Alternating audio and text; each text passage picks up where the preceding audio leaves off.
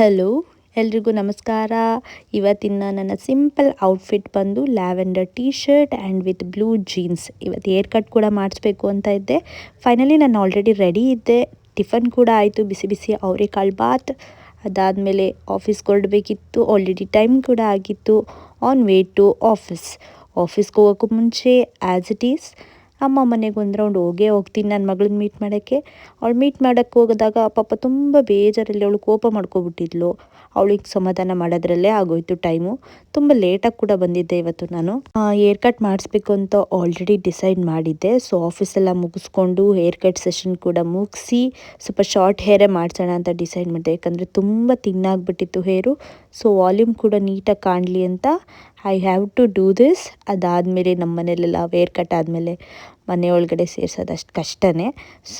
So ಹಾಗಾಗಿ ಮನೆಗೆ ಹೋಗಿ ಇನ್ನೊಂದು ರೌಂಡು ಊಟ ಮಾಡಿ, ಊಟ ಆದಮೇಲೆ ನನ್ನ ಹೇರ್ ಕಟ್ ಹೇಗಿದೆ ಅಂತ ನಾನು ನಿಮಗೆ ತೋರಿಸ್ತೀನಿ. ಫುಲ್ಲು ನಂದು ಸ್ವಲ್ಪ ಕರ್ಲಿ ಇರೋದ್ರಿಂದ ಒಂದು ಸ್ವಲ್ಪ ಬೌನ್ಸಿ ಅನಿಸ್ತಾ ಇತ್ತು.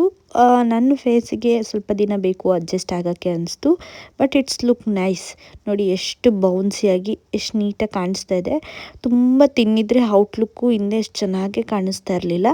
ಬಟ್ ಇದು ನಮ್ಮ ಅಮ್ಮಂಗೂ ತುಂಬ ಖುಷಿ ಅನಿಸ್ತು. ಯಾಕಂದರೆ ಅವ್ರು ಯಾವಾಗಲೂ ಅನ್ನೋರು ತುಂಬ ಉದ್ದ ಬಿಡಬೇಡ, ಫ್ಯಾಷನಬಲ್ ಆಗಿಬಿಡು, ಫ್ರೀ ಏರ್ ಬಿಡು ಅಂತ ಹೇಳ್ತಾಯಿದ್ರು. ಈ ಎಲ್ಲ ಮುಗಿಸ್ಕೊಂಡು ನಮ್ಮ ಮನೆಗೆ ನಾನು ವಾಪಸ್ ಹೋಗಬೇಕಿತ್ತು. ನನ್ನ ಮಗಳಿಗೆ ಬಾ ಹೇಳಿ, ಅವಳು ಲವ್ ಯು ಹೇಳಿ ನನ್ನ ಖುಷಿಯಾಗಿ ಕಳಿಸಿದ್ಲು.